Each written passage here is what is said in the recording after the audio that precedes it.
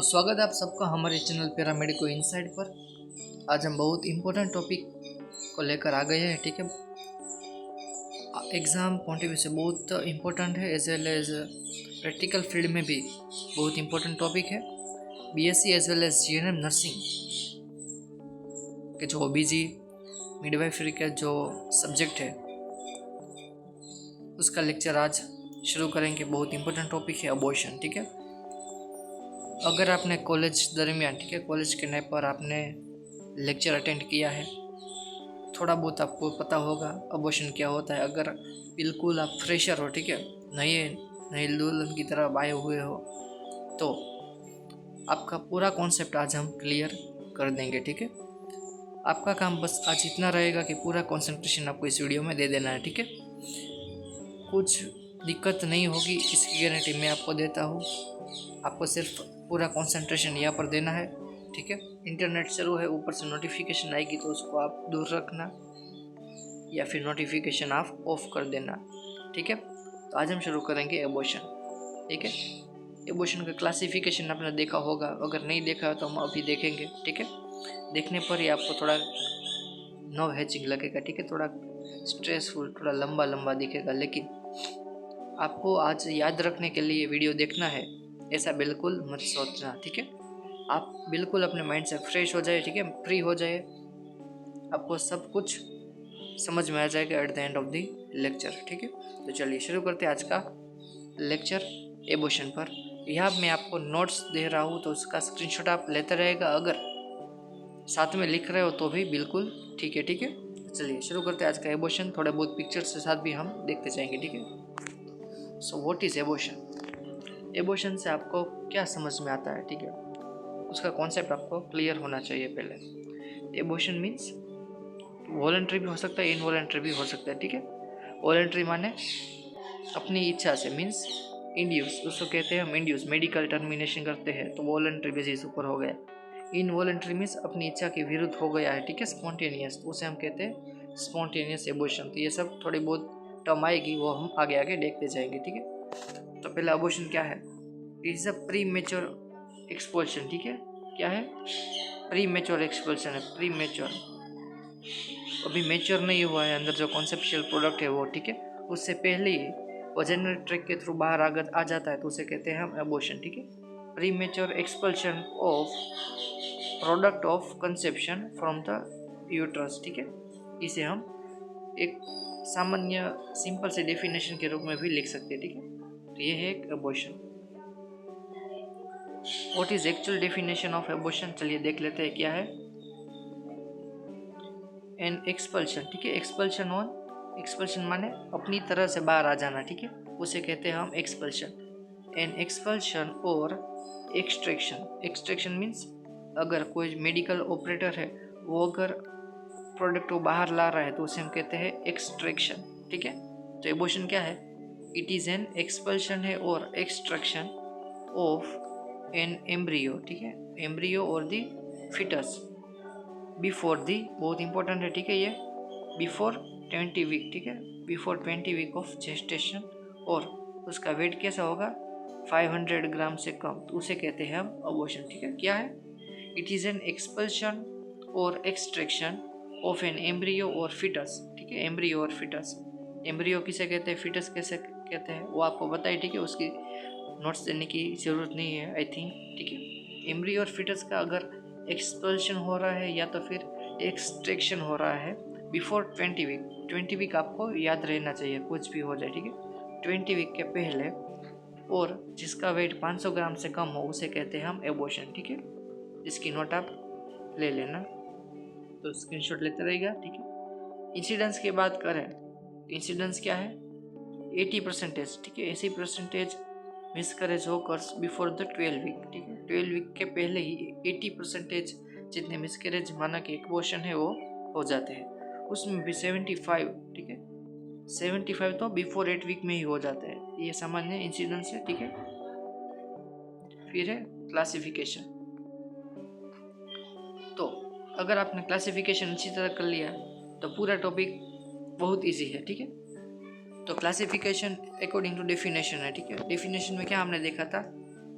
It is an expulsion और extraction. ठीक है, क्या था? इट इज़ एन एक्सपल्शन है और एक्सट्रैक्शन। एक्सपल्शन मीन्स अपनी तरह बाहर आ जाना। ठीक है, कोई भी बाहर का जो हेल्थ केयर प्रोवाइडर है वो यहाँ पर कुछ भी इंटरफेरेंस नहीं करेगा। ठीक है, अपने आप ही अगर प्रोडक्ट है वो बाहर आ जाती है तो उसे कहते हैं एक्सपल्शन। और अगर मेडिकल प्रोवाइडर है, कोई हेल्थ केयर वर्कर है, वो अगर प्रोडक्ट को बाहर लाता है तो उसे कहते हैं हम एक्सट्रैक्शन। तो उसके अकॉर्डिंग उसके क्लासिफिकेशन है। ठीक है, क्या है देख लेते हैं। तो पहला क्लासिफिकेशन है स्पॉन्टेनियस, मीन्स अपनी आप से। ठीक है, एक्सपल्शन अपने आप हो जाता है, जिसे हम मिसकैरेज भी कहते हैं। दूसरा है इंड्यूस। इंड्यूस मीन्स कोई बाहर का हेल्थ केयर प्रोवाइडर है, ठीक है, वो अगर प्रोडक्ट को बाहर लाता है तो उसे कहते हैं हम इंड्यूस, माने को एक्सट्रैक्शन। ठीक है, तो स्पॉन्टेनियस में भी दो तरह के प्रकार आते हैं, एक है आइसोलेटेड और एक है हैबिचुअल। आइसोलेटेड मीन्स अगर एक बार होता है, ठीक है, एबॉर्शन, तो उसे कहते हैं हम आइसोलेटेड। अगर एक बार होता है तो अगर बार बार, ठीक है, एक बार लेडी ने मीन्स ग्रेविड हो गई है, ठीक है, लेकिन वो वायबिलिटी पीरियड है, ठीक है, 20 वीक, उसको पार नहीं कर पाती, उसके पहले एबॉर्शन हो गया है, दूसरी बार कंसीव की, दूसरी बार भी वायबिलिटी पीरियड मीन्स 20 वीक के ऊपर हो नहीं गई, 20 वीक के अंदर एबॉर्शन हो गया, तीसरी बार भी ऐसा हो गया तो उसे कहते हैं हम हैबिचुअल। ठीक है, क्या कहते हैं? हैबिचुअल। अगर एक बार ही ऐसा होता है तो उसे कहते हैं हम आइसोलेटेड। ठीक है, हैबिचुअल मीन्स रिकरेंट। चलिए, स्पॉन्टेनियस में दो प्रकार देखे थे। आइसोलेटेड माने कि एक बार होता है तो उसे आइसोलेटेड कहते हैं। हैबिचुअल मीन्स रिकरेंट होता है तो उसे कहते हैं हम हैबिचुअल। ठीक है, तो स्पॉन्टेनियस के प्रकार है, उसमें से पहला है थ्रीटन एबॉर्शन। ठीक है, क्या है थ्रीटन एबॉर्शन? मीन्स एबॉर्शन की प्रोसेस है यहाँ पर स्टार्ट हो गई है, लेकिन उस स्टेज पर नहीं पहुंची है कि जहाँ से रिकवरी पॉसिबल ना हो। ठीक है, उसे कहते हैं हम थ्रीटन एबॉर्शन। जो भी लेडी है, प्रेग्नेंट ह्यूमन, उसको एक साइन मिल गई है कि एबॉर्शन हो रहा है, लेकिन अगर इंटरवेंशन दिए गए हैं, ठीक है, अप्रोप्रिएट मैनेजमेंट हुआ है, तो यहाँ पर एबॉर्शन को रोका भी जा सकता है थ्रेटन एबॉर्शन में। फिर आता है इनएविटेबल एबॉर्शन। इविटेबल मीन्स इसको हम रिकवरी नहीं कर पाते। ठीक है, एबॉर्शन की प्रोसीजर हो गई है तो डेफिनेटली वो पूरी होगी और एबॉर्शन होकर रहेगा, उसे कहते हैं हम इनएविटेबल। तीसरा है कंप्लीट, मीन्स जो भी प्रोडक्ट ऑफ कंसेप्शन है, ठीक है, प्रोडक्ट ऑफ कंसेप्शन, सभी प्रोडक्ट सब कुछ बाहर आ गया है, ठीक है, कुछ भी अंदर अब नहीं रहा है, उसे कहते हैं हम कंप्लीट एबॉर्शन। फिर है इनकम्प्लीट, मीन्स थोड़ी बहुत प्रोडक्ट है वो बाहर आ गई है और थोड़ी बहुत प्रोडक्ट है वो अंदर है यूट्रस के अंदर, तो उसे कहते हैं हम इनकम्प्लीट। ठीक है, नाम के ऊपर से ही आपको सब पता चल जाएगा। फिर आती है मिस्ड। मिस्ड माने कि प्रोडक्ट है जो कंसेप्शन की, यानी कि जो फिटल्स है, यानी या तो फिर एम्ब्रियो है, उसकी डेथ हो गई है यूट्रस के अंदर और वो प्रोडक्ट 4 वीक से ज़्यादा यूट्रस के अंदर ही रह गई है, तो उसे कहते हैं हम मिस। ठीक है, मिस एबॉर्शन। उसके बाद आता है सेप्टिक एबॉर्शन। अगर एबॉर्शन है लेकिन साथ ही साथ वहाँ पर इन्फेक्शन के फीचर्स भी अगर आप वह देखने को मिलते हैं, मीन्स एब्डोमिनल क्रैम्प देखने को मिलते हैं, फाउल स्मेलिंग देखने को मिलती है, वजाइनल डिस्चार्ज में प्रोलुलेंट डिस्चार्ज देखने को मिलता है, तो वो सब सेप्टिक एबॉर्शन में आ जाएगा। ठीक है, तो ये प्रकार थे स्पॉन्टेनियस के। ठीक है, बिल्कुल इसी तरह से हमने सीख लिया है। स्पॉन्टेनियस में दो प्रकार आते हैं, आइसोलेटेड एंड हैबिचुअल, और उसमें ये सब टाइप से वो सब आते हैं। ठीक है, अब देख लेते हैं इंड्यूस। इंड्यूस माने के अगर कोई मेडिकल प्रोफेशनल करवाता है, ठीक है, या तो फिर other than the medical professional, अगर कोई दूसरा इंसान अगर प्रोडक्ट ऑफ कंजम्पशन को बाहर लाता है तो उसे कहते हैं हम इंड्यूस। ठीक है, वो स्पॉन्टेनियस नहीं होता है। इंड्यूस कब किया जाता है? तो ये दो प्रकार के हैं, एक है लीगल और एक है इलीगल। ठीक है, लीगल माने के MTP, medical termination of pregnancy. जब प्रेगनेंसी कंटिन्यूएशन ऑफ प्रेगनेंसी है वो फिटस के लिए और द प्रेग्नेंट ह्यूमन के लिए, दोनों के लिए अगर हानिकारक हो, डेंजरस हो, तो उस टाइम पर लीगल टर्मिनेशन किया जाता है। ठीक है, इलीगल माने अगर कोई भी, ठीक है, other than the medical professional अपने ट्रेडिशनल, अपने बिलीफ के अनुसार अगर एबॉर्शन करवाता है तो उसे हम इलीगल कहते हैं, और वो कैसा है? अनसेफ है। ठीक है, तो ये दो प्रकार थे इंड्यूस के। तो इसका स्क्रीनशॉट आप ले लीजिएगा। ठीक है, चलिए अब शुरू करते हैं आगे की प्रोसेस मीन्स इटियोलॉजी। चलिए इटियोलॉजी में पहला फैक्टर है जेनेटिक और क्रोमोसोमल अबनॉर्मलिटी। ठीक है, अगर कुछ जीन्स म्यूटेशन हो गया या कोई क्रोमोसोमल अबनॉर्मलिटी आ गई है तो चांसेस है कि एबॉर्शन हो सके। फिर है मेटाबॉलिक एंड एंडोक्राइन डिस्टर्बेंस। अगर हार्मोनल चेंजेस आते हैं, ठीक है, कुछ मेटाबॉलिक डिजीज है तो उसके कारण भी एबॉर्शन हो सकता है। तो मेटाबॉलिक एंड एंडोक्राइन में क्या डिस्टर्बेंस है वो हम देख लेते हैं। क्या है? पहला है luteal phase defect. Luteal phase defect को कहते हैं हम एलपीडी। ठीक है, क्या कहते हैं? एलपीडी। ल्यूटियल फेज का क्या काम है? प्रोजेस्टेरोन को सीक्रेट करना। और प्रोजेस्टेरोन क्या करता है? जो यूट्रन की वॉल है, ठीक है, उसको थिक कर देता है ताकि इम्प्लांटेशन अच्छे से हो और अच्छे से बेबी ग्रो हो सके। ठीक है, प्लासेंटा अच्छे से ग्रो हो सके। अगर ल्यूटियस फेज में डिफेक्ट है तो क्या होगा? प्रोजेस्टेरोन अच्छे से सीक्रेट नहीं होगा और यूट्राइन जो लाइनिंग है वो अच्छे से नहीं बनेगी। अगर यूट्राइन लाइनिंग अच्छे से नहीं बनी तो इम्प्लांटेशन नहीं होगा और एबॉर्शन होने के चांसेस है। तो इसे कहते हैं हम ल्यूटियल फेज डिफेक्ट। ठीक है, इसका कंटेंट आप देख लीजिएगा क्या है ल्यूटियल फेज डिफेक्ट का। ठीक है, deficient progesterone secretion from the corpus luteum, thereby implantation and placentation are not supported। ठीक है, फिर दूसरा कारण है ल्यूटियल फेज डिफेक्ट के बाद हाइपो और हाइपर थायरॉइडिज्म, फिर अनकंट्रोल डायबिटीज मेलाइटस। तो ये कुछ इटियोलॉजिकल फैक्टर्स है मेटाबॉलिक और एंडोक्राइन डिस्टर्बेंस के जो एबॉर्शन को कोज कर सकते हैं। ठीक है, फिर है स्ट्रक्चरल अबनॉर्मलिटी। क्या है स्ट्रक्चरल अबनॉर्मलिटी? कौन सी? जैसे common cause of second trimester abortion. ठीक है, जो स्ट्रक्चरल अबनॉर्मलिटी है वो कॉमन कॉज है सेकेंड ट्राइमेस्टर एबॉर्शन के लिए। कौन कौन सी अबनॉर्मलिटी है वो देख लेते हैं। क्या है? तो पहली है सर्वाइकल इनकम्पिटेंसी। ठीक है, जब भी अंदर बच्चा डेवलप हो रहा है, ठीक है, उस टाइम पर सर्विक्स क्लोज होना चाहिए। कुछ केसेस में ज़्यादातर मल्टीपेरिटी में क्या होगा? जो सर्विक्स है, ठीक है, वो क्लोज नहीं हो रहा होगा, ओपन ही रहेगा। तो उस टाइम पर चांसेस है कि एबॉर्शन हो सके। फिर है कंजेनाइटल मालफॉर्मेशन ऑफ यूट्रस। ठीक है, कंजेनाइटल मालफॉर्मेशन है मीन्स बारकोर्नुएट यूट्रस है, यूनिकोर्नुएट है, सेप्टेड यूट्रस है। तो ये भी कुछ कारण है कि एबॉर्शन हो सकता है। फिर है यूट्राइन फाइब्रोइड्स है। ठीक है, फिर इंट्रा यूट्राइन अटेशन है, इसके कारण भी एबॉर्शन हो सकता है। ठीक है, तो ये बात आपको ध्यान रखनी है। चलिए अब देख लेते हैं इन्फेक्शन। ठीक है, ये कोज है इन्फेक्शन टोच। टोच का फुल फॉर्म आपको पता ही होगा, अगर पता है तो कमेंट आप कर देना। ठीक है, तो इसके कारण क्या होगा? कुछ ना कुछ इन्फ्लामेटरी मीडिएटर्स है वो रिलीज हो गए और इन्फ्लामेटरी मीडिएटर्स के रिलीज होने के कारण क्या होगा? प्रोस्टाग्लैंडिन है वो सब रिलीज हो गए और वो क्या करवाएंगे? अर्ली कॉन्ट्रैक्शन करवाएंगे, जिसके कारण भी पॉसिबिलिटी है कि प्रीटर्म लेबर हो सके और जो एबॉर्शन है वो हो सके। ठीक है, फिर है इम्यूनोलॉजिकल डिसऑर्डर। इम्यूनोलॉजिकल डिसऑर्डर में है एंटीफॉस्फोलिपिड एंटीबॉडी सिंड्रोम है। ठीक है, जिसके कारण एबॉर्शन हो सकता है। फिर है मैटरनल मेडिकल कंडीशन। तो ये कुछ कॉमन कंडीशन है जो सभी ऑब्स्टेट्रिक कंडीशंस में हम लिख सकते हैं। ठीक है, साइनोटिक हार्ट डिजीज है, हाइपरटेंशन है, क्रोनिक किडनी डिजीज है, थ्रोम्बोफिलिया है, फिर हीमोग्लोबिन नोपैथीज है। ठीक है, फिर अल्कोहल कंजप्शन है, स्मोकिंग है।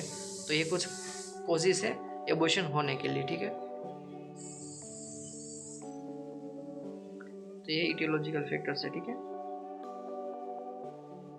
नोट अच्छी तरह बनाएगा ताकि कभी भी इसकी आप प्रैक्टिस कर सको, कभी भी आप रीडिंग कर सको। ठीक है, तो चलिए अब है टाइप्स, जिसमें है पहला थ्री टर्न एबॉर्शन। तो हमने क्लासिफिकेशन में देख लिया था कि थ्री टर्न एबॉर्शन क्या है। तो it is a clinical entity where the process of abortion is started but not progress to a state from recovery is not possible. ठीक है, तो बिल्कुल सही बात है। थ्री टर्न एबॉर्शन में क्या है कि एबॉर्शन की प्रोसेस स्टार्ट हो गई है लेकिन उस स्टेज पर नहीं पहुंची है कि जहाँ से आप रिकवरी ना कर सको। ठीक है, यहाँ पर रिकवरी क्या है? पॉसिबल है। ठीक है, सब टाइप्स हम देखें। ठीक है, थ्री टर्न एबॉर्शन इनएविटेबल है, इनकम्प्लीट, कंप्लीट, सेप्टिक, सब एबॉर्शन हम देखेंगे। उसमें ये 5 पॉइंट है। ठीक है, वो आपको सब में मेंशन करने हैं। ब्लीडिंग है, पेन है, पीवी एग्जामिनेशन है, size of uterus and transvaginal sonography. ये 5 पॉइंट्स प्रेजेंट करते हैं कैरेक्टरिस्टिक्स ऑफ पर्टिकुलर टाइप्स। ठीक है, तो 3 टन अबॉर्शन में ब्लीडिंग कैसी होगी वो देख लेते हैं। स्पॉटिंग टाइप, थोड़ी थोड़ी ब्लीडिंग होती होगी। ठीक है, जैसे जैसे हम आगे टाइप पढ़ेंगे उस टाइम पर क्या होगा, जो सिम्टम्स है, ब्लीडिंग है, पेन है, वो सब वर्स होता जाएगा। ठीक है, कॉम्प्लेक्स होता जाएगा। तो पहला टाइप है, उसमें ब्लीडिंग है, स्पॉटिंग मीन्स ड्रॉप, थोड़ी थोड़ी ब्लीडिंग होती है। पेन कैसा है, माइल्ड क्रैम्प है। ठीक है, mild cramp like. PV examination में क्या है, ओस क्लोज है। ठीक है, फिर साइज ऑफ यूट्रस कैसी है, correspond to week of gestation means अगर 18 वीक जेस्टेशन है तो ठीक है, उसके अकॉर्डिंग यूट्रस की हाइट है। ठीक है, सेम ही है। फिर आता है ट्रांसवैजाइनल सोनोग्राफी। तो सोनोग्राफी में आपको क्या पता चलता है कि लाइव फिटस इन जेस्टेशनल सेक। ठीक है, फिटस कैसा है, लाइव है इन जेस्टेशनल वीक सेक के अंदर, और कार्डियक एक्टिविटी भी प्रेजेंट है। ठीक है, तो ये था पहला टाइप।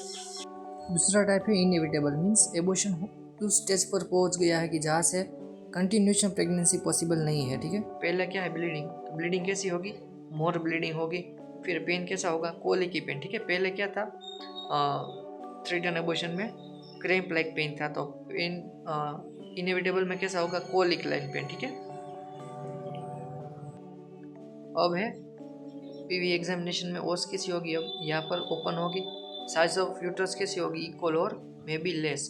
फिर ट्रांसवैजाइनल सोनोग्राफी में इरेगुलर जेस्टेशनल सेक आपको देखने को मिलेगा और डेड फीटस भी देखने को मिल सकता है। ठीक है, तो सीधी सी बात है, इनएविटेबल एबॉर्शन है। अब सब भी एबॉर्शन आएगा, सब एबॉर्शन में ओस कैसी होगी, ओपन होगी, ब्लीडिंग भी ज़्यादा होगा, पेन भी ज़्यादा होगा, और ट्रांसवैजाइनल सोनोग्राफी में आपको इरेगुलर और अबनॉर्मल चीज़ें ही अब दिखाई देगी। ठीक है, तो चलिए देख लेते हैं आगे का एबॉर्शन क्या है, इनकम्प्लीट। ठीक है, क्या है, इनकम्प्लीट एबॉर्शन है। तो यहाँ पर some product of conception are expelled out and some part of it left inside the uterine cavity. ठीक है, थोड़ी बहुत बाहर आ गई है, थोड़ी प्रोडक्ट है और अंदर की तरफ है। ठीक है, तो यहाँ पर क्या होगा, ब्लीडिंग है वो मोर होगा। ठीक है, ब्लीडिंग कैसा होगा, severe bleeding plus shock, pain भी सीवियर है, ओस भी कैसी है, ओपन है।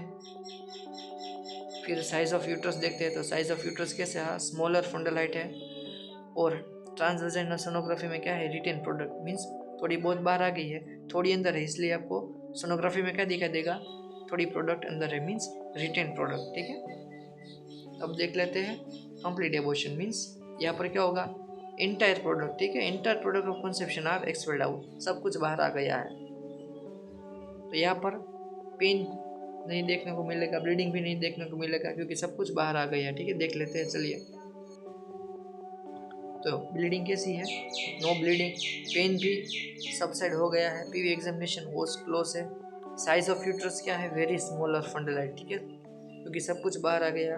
फिर ट्रांसवैजाइनल सोनोग्राफी क्या है, यूट्राइन कैविटी एम्प्टी है। ठीक है, एम्प्टी मीन्स खाली है, क्योंकि सब कुछ बाहर आ गया। ठीक है, अब देख लेते हैं मिस एबॉर्शन। तो यहाँ पर क्या है, retention of dead products of conception in uterus for several week, usually more than 4 week. ठीक है, यहाँ पर क्या हो गया, प्रोडक्शन जो कंसेप्शन की है, ठीक है, वो डेड हो गई है, लेकिन वो बाहर नहीं आ गई, वो यूट्रस के अंदर ही है मोर देन 4 वीक। ठीक है, इसे कहते हैं हम मिस एबॉर्शन। तो उसमें देख लेते क्या आता है, ब्लीडिंग कैसी होगी, नो ब्लीडिंग, फिर पेन भी नहीं है, ओस भी क्लोज है। साइज ऑफ यूट्रस कैसी है, स्मॉलर। फिर ट्रांसवैजाइनल सोनोग्राफी देखे तो क्या है, डेड फीटस है। ठीक है, जेस्टेशनल सेक कैसा है, एम्प्टी है। तो चलिए यहाँ पर टाइप्स है, ठीक है, स्पॉन्टेनियस के वो कंप्लीट होते हैं। अब देख लेते हैं हम आगे के टाइप्स। तो चलिए अब देख लेते हैं हम एबॉर्शन के आखिरी टाइप, सेप्टिक एबॉर्शन के बारे में। तो ये एबॉर्शन है वो इंड्यूस में भी आ सकता है, वो स्पॉन्टेनियस भी आ सकता है। ठीक है, अगर ड्यूरिंग द मेडिकल इंटरवेंशन अगर हेल्थ प्रोवाइडर अच्छी तरह से हैंडल नहीं करता है एबॉर्शन, तो चांसेस है कि एबॉर्शन के साथ सेप्टिस मीन्स इन्फेक्शन भी हो सके। तो क्या है, abortion associated with the features of infection. ठीक है, तो क्या होगा इसमें, उसकी कैरेक्टरिस्टिक दिखाई देंगी आपको। यहाँ पर है लोअर एब्डोमिनल पेन होगा, टेंडरनेस है, प्यूरुलेंट वजनल डिस्चार्ज है, फीवर है, ये सब आपको नज़र आएगा। ठीक है, फिर है माइक्रो ऑर्गेनिज्म। ठीक है, तो ये जो माइक्रो ऑर्गेनिज्म होंगे इन्फेक्शन के, वो नॉर्मली फ्लोरा हो गए। ठीक है, नॉर्मली जो बॉडी में प्रेजेंट होते हैं, ठीक है, वही हो गए जो इन्फेक्शन कोज करते हैं। जिसके कोजिस बारे में देख लेते हैं क्या है। इसके कुछ कोशिश है, antiseptic are not taken during PV examination. ठीक है, इनकम्प्लीट इवैक्यूएशन मीन्स थोड़ा प्रोडक्ट बाहर आ गया, थोड़ा अंदर है, तो इस कैरेक्टरिस्टिक्स इस टाइप में भी चांसेस है कि सेप्टिक एबॉर्शन हो सके। फिर injury to the genital organism organ से। ठीक है, तो इस सब कोजेज है सेप्टिक एबॉर्शन होने के। यहाँ पर मैनेजमेंट में कॉमन सी बात है कि इन्फेक्शन है तो हम क्या देंगे, ब्रॉड स्पेक्ट्रम। ठीक है, क्या देंगे, ब्रॉड स्पेक्ट्रम एंटीबायोटिक देंगे। ठीक है, जिसके कारण ट्रीट हो सके। तो चलिए थोड़ा मूव फॉरवर्ड करके मैनेजमेंट देख लेते हैं क्या मैनेजमेंट है। मैनेजमेंट ऑफ एबॉर्शन, उसमें स्पॉन्टेनियस एबॉर्शन। तो अंडरलाइन कोजेज है, ठीक है, उसको हमने पहले ट्रीट करना है ताकि हम मैनेज कर सके कंडीशन को। तो पहला कोजेज था क्रोमोसोमल अबनॉर्मलिटी। ठीक है, तो उसमें हम क्या करेंगे वो देख लेते हैं। तो उसमें आपको करना है karyotyping of fetus and parents. ठीक है, उसका क्रोमोसोमल टेस्ट सब करना है कि वो सही है, थोड़ा म्यूटेशन है या नहीं, वो सब देखना है। ठीक है, जेनेटिक काउंसलिंग करनी है। फिर in vitro fertilisation with donor gamete, वो सब आपको करना है।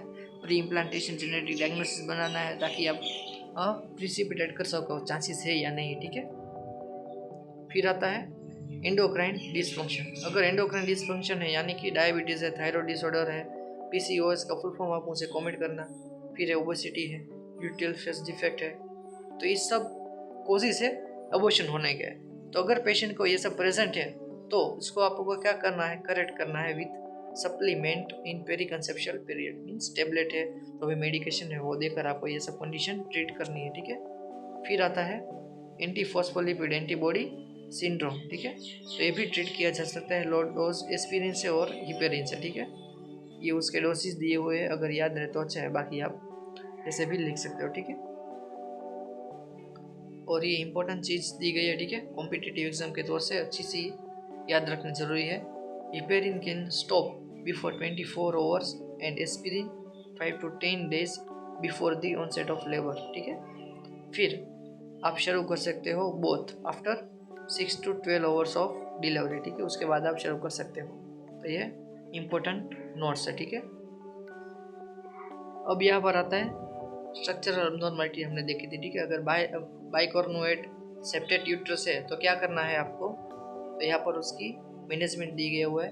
हिस्ट्रोस्कोपिक मेट्रोप्लास्टी करनी है। ठीक है, क्या करनी है, हिस्ट्रोस्कोपिक मेट्रोप्लास्टी करके आप इस कोर्स को ट्रीट कर सकते हो। ठीक है, अब आता है Asherman syndrome. Means Asherman syndrome क्या है, जब it is a scar formation. ठीक है, क्या है, स्कार बन जाता है यूट्राइन लाइनिंग के अंदर due to the recurrent curettage and evacuation करने से एक स्कार बन जाता है, इसे कहते हैं हम एशरमैन सिंड्रोम। अगर ऐसा कुछ है लियोमायोमा से तो एक्सीजन सर्जरी के थ्रू आपको वो ट्रीट कर देना है। ठीक है, फिर आता है सर्वाइकल इनकम्पिटेंसी है। मीन सर्वाइकल क्या है, ओपन रहता है और ज़्यादा फ्लेक्सिबल रहता है, तो इसके दौरान आपको क्या करना है, सर्वाइकल सर्कलेज करना है at the level of internal ओस, जिसके कारण क्या होगा, जो सर्विक्स है वो क्लोज हो जाएगी। ठीक है, तो एक मैनेजमेंट था स्पॉन्टेनियस लेबर का। अब देख लेते हैं इंड्यूस लेबर में क्या करना है। तो ये इंड्यूस लेबर है। ठीक है, एक ही पेज का है। तो इंड्यूस लेबर में क्या है, if the continuous of pregnancy. ठीक है, if the continuation of pregnancy would cause injury to the means कैसी injury, physical and mental health of human. ठीक है, अगर कंटिन्यूस ऑफ प्रेगनेंसी है, ठीक है, वो मदर्स की मदर को इंजरी कोज करता है। ठीक है, फिजिकल मेंटल, तो इस दौरान आप इंड्यूस कर सकते हो। ठीक है, एबॉर्शन को। दूसरा है risk of the child being born with serious physical and congenital anomalies है, तो इस केसेस में भी आप एबॉर्शन करवा सकते हो। ठीक है, तो फर्स्ट ट्राइमेस्टर में अगर आपको एबॉर्शन करवाना है तो मेडिकल मेथड है, उसमें मीफेप्रिस्टोन दिया जाता है। ये क्या है, एंटी प्रोजेस्टिन है। ठीक है, यूट्रन की लाइनिंग को ये क्या कर देगी, थिन कर देगी, जिसके कारण इम्प्लांटेशन अच्छे से नहीं होगा और कंसेप्शन प्रोडक्ट है वो बाहर आ जाएगी। फिर है मिसोप्रोस्टॉल, ये PGE1 एनालॉग है, ठीक है। ये पहली यूट्रस को कॉन्ट्रैक्ट करवाता है एज वेल एज सर्विस को भी सॉफ्ट करवाता है, जिसके कारण एबॉर्शन हो सके, ठीक। दूसरा है फर्स्ट ट्राइमेस्टर था उसमें हमने मेडिकल देखा। फर्स्ट ट्राइमेस्टर में सर्जिकल भी है, जिसमें हम सक्शन और इवैक्यूएशन भी कर देते हैं, ठीक है। फिर है सेकेंड ट्राइमेस्टर, तो सेकेंड ट्राइमेस्टर में मेडिकल मेथड वो सेम है, लेकिन सर्जिकल में डायलिटेशन एंड इवैक्यूएशन आप कर सकते हो, ठीक है, हाइड्रोस्कोपिक डायलेटर्स के मदद से। तो ये पूरा टॉपिक कंप्लीट हो जाता है एबॉर्शन का। तो ये पूरा टॉपिक आपने जब भी एग्जाम में आया, ठीक है, तो वो पूरा आप ये लिख सकते हो, बिल्कुल आसानी से आपने सीख लिया है। 2-3 बार पढ़ोगे तो आसानी से ये आपको कवर हो जाएगा, ठीक है। तो if you want more videos about OBG, about research, about any subject, you can comment, and if you like our videos so kindly share, kindly like and comment, ठीक है। अगर आप चैनल पर नए हो तो चैनल को भी सब्सक्राइब कर दीजिए।